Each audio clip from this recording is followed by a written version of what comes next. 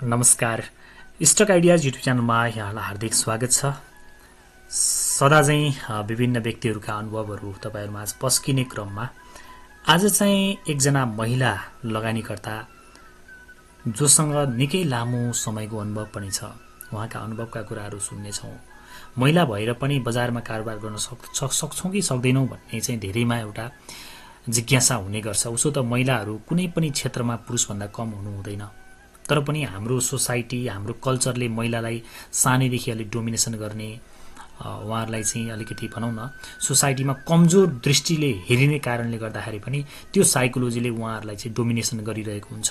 यो सन्दर्भमा दुर्गा तिवारी एक उदाहरण बनेर निस्कनु भएको छ, जसले लामो समयदेखि शेयर बजारमा कारोबार गर्दै आइरहनु भएको छ र अहिले पनि उहाँ निकै सफल हुनुहुन्छ। उहाँसँग लगभग 17-18 वर्षको अनुभव पनि भइसकेको छ।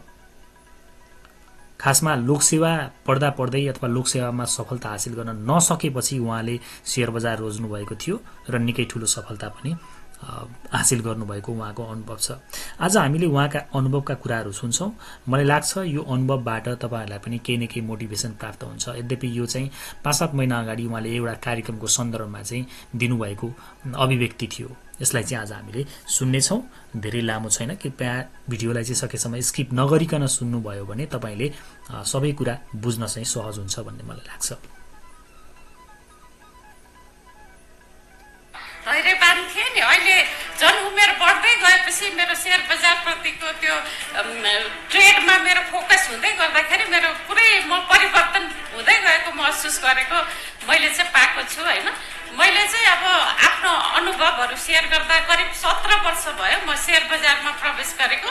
यो 17 वर्षमा मैले चाहिँ बजारमा धेरै उतार चढावहरू भोगेको छु। सुरुको 3 वर्षसम्म त मैले के पनि जानेको थिइनँ। म नेपाली साहित्यमा एमए गरेको, एमए बीएड नेपाली साहित्यको विद्यार्थी। म लोकसेवामा तयारी गर्दै थिएँ, पास हुन सकिनँ। 3 वर्षसम्म म लोकसेवामा फेल भएपछि अब यो लोकसेवा चाहिँ मेरो लागि होइन। विद्यार्थी म लोकसेवामा तयारी गर्दै थिएँ, पास हुन सकिनँ। 3 वर्षसम्म म लोकसेवामा फेल भएपछि अब यो लोकसेवा चाहिँ मेरो लागि होइन जस्तो एकदमै मेहनत गर्दाखेरि पनि म पास नभएपछि म शेयर बजारमा चाहिँ ट्रेनिङ लिएर प्रवेश गरेको हो। र मैले सुरुमा त के पनि जानेको थिइनँ। स्टेटमेन्ट हेर्न पनि मैले शेयर बजारमा प्रवेश गरेपछि नै सिकेको हुँ। मलाई केही पनि थाहा थिएन। यहाँ आएर हरेक दिन ब्रोकर अफिस गएर बसेर त्यहाँ साथीभाइसँग सिक्दै म अहिले चाहिँ यो ठाउँमा आएको हो र शेयर बजारमा चाहिँ लगानी गरेर मैले राम्रो प्रतिफल पाएको छु हैन।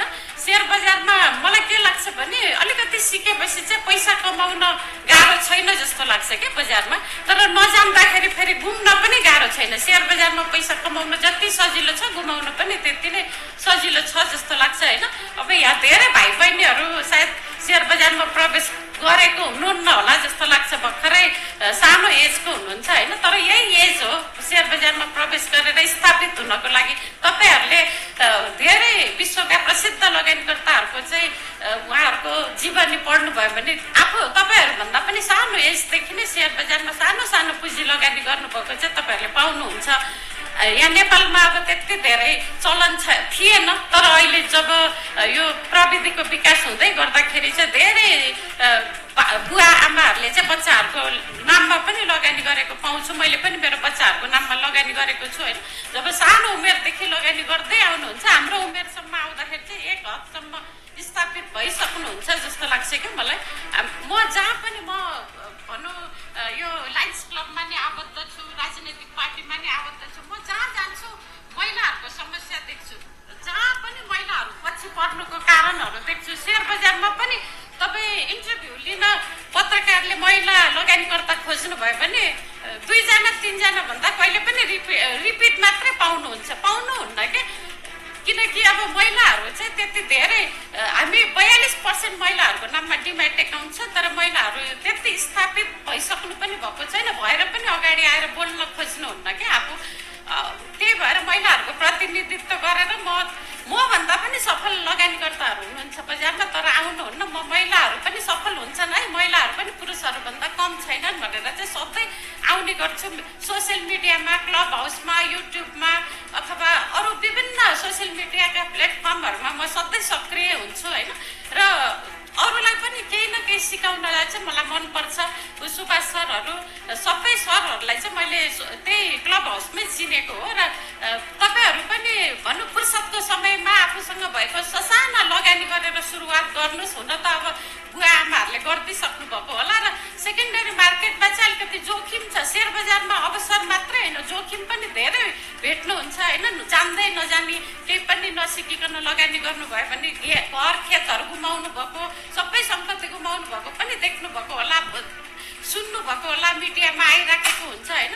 त्यसले गर्दाखेरि अब अलिकति सिकेर, अलिकति जानेर, अलिकति धेरै बुझेर लगानी गर्नुभयो भने धेरै कुरा जानिन्छ। म 17 वर्षदेखि सेयर बजारमा लगानी गर्दाखेरि पनि अहिले पनि दिनको 5-7 घन्टा सेयर बजारको अध्ययनमा खर्च गरिराखेको हुन्छु। किनकि हरेक चोटि नै नयाँ नयाँ कुराहरू दिइराखेको हुन्छ सेयर बजारले। त्यसले गर्दाखेरि यहाँ अध्ययन चाहिँ एकदमै जरुरी छ। अब अध्ययन गरेर अगाडि बढ्नुभयो भने पैसा कमाउनु पनि एकदमै सजिलो क्षेत्र हो। विश्वको सबैभन्दा रिटर्न आउने क्षेत्रमध्ये सेयर बजार हो होइन। तपाईँहरू सामु अब म एउटा विषय अध्ययन गरेर कति ठाउँमा असफल भएर यो क्षेत्रमा आएर स्थापित भएको छु, सफल भएको छु भने तपाईँ एकजना लेडिजले सक्छ भने म किन सक्दिनँ भनेर अगाडि बढ्नुभयो भने सबैजना सफल हुन सक्नुहुन्छ जस्तो लाग्छ मलाई चाहिँ। त्यसले गर्दाखेरि अझ महिला बहिनीहरूको लागि यहाँ महिला म चाहिँ बढी प्रोत्साहन दिन चाहन्छु। किनकि राजनीतिक पार्टीहरूमा पनि म यसो हेर्ने गर्छु, टिकट दियो भने पनि अब हामीहरूको त कस्तो छ भने परिवारमा अब बुवा आमाले दिने सम्पत्तिमा पनि दाजुभाइको हक हुने, अहिलेसम्म पनि र श्रीमानको सम्पत्तिमा श्रीमानको हक हुने। हाम्रो नाममा सम्पत्तिहरू धेरै हुन्छ तर हामीले बेचबिखन गर्न पाइराखेका हुँदैनौँ। त्यसले गर्दाखेरि राजनीतिक पार्टीमा टिकट पायो भने पनि म उठ्न सक्दिनँ, मलाई समानुपातिकमा राखिदेऊ, मसँग पैसा छैन भन्न पनि त्यो बाध्यता मैले त्यहाँ देखेँ। अरू क्षेत्रमा पनि महिलाहरूसँग चाहिँ आफूले कमाएर आफू स्थापित हुन नसक्दाको पीडाहरू देखेँ। तपाईँ आफैले कमाउनु भयो भने कति आर्थिक रूपमा स्वतन्त्र हुन सक्नुहुन्छ। समाजमा, तपाईँको परिवारमा, तपाईँको घरमा, तपाईँको श्रीमानको नजरमा अथवा सबैतिर चाहिँ तपाईँको इज्जत नै बढी हुन्छ क्या स्थापित भइसकेपछि। पैसामा चाहिँ एउटा पावर हुँदो रहेछ भन्ने कुरा अनुभव मैले पनि गरेको हो। र तपाईँहरूलाई पनि आजकै उमेरदेखि सेयर बजारमा लगानी गर्नुहोस् होइन। यहाँको जोखिम पनि हेर्नु होला, फेरि त्यत्तिकै जान्दै नजाने। पक्कै पनि उहाँले भनेका धेरै कुराहरू हाम्रो लागि मनन गर्न योग्य छन् भन्ने मलाई लाग्छ।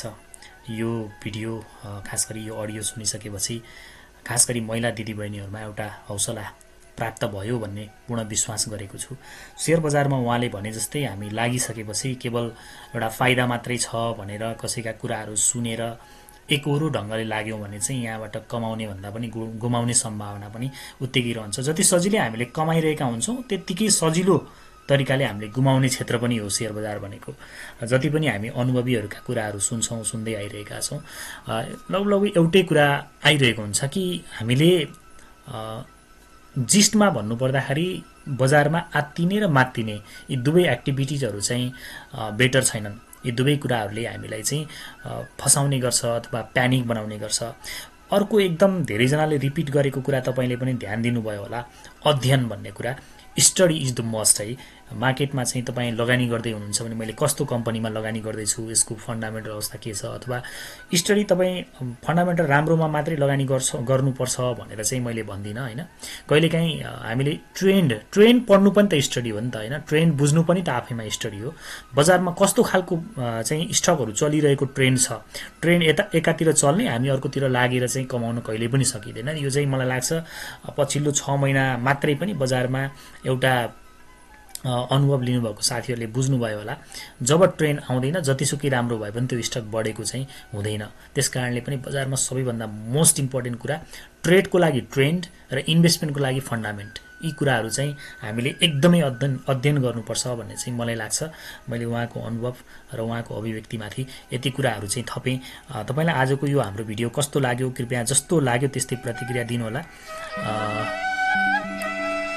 भिडियो मन पर्यो भने लाइक, कमेन्ट र सेयर गर्न सक्नुहुन्छ। कुनै सल्लाह सुझाव छ भने लेखिदिनु होला, कुनै जिज्ञासा छ भने कमेन्ट गर्नु होला। ओजेल पर्छु। नमस्कार, शुभ समय।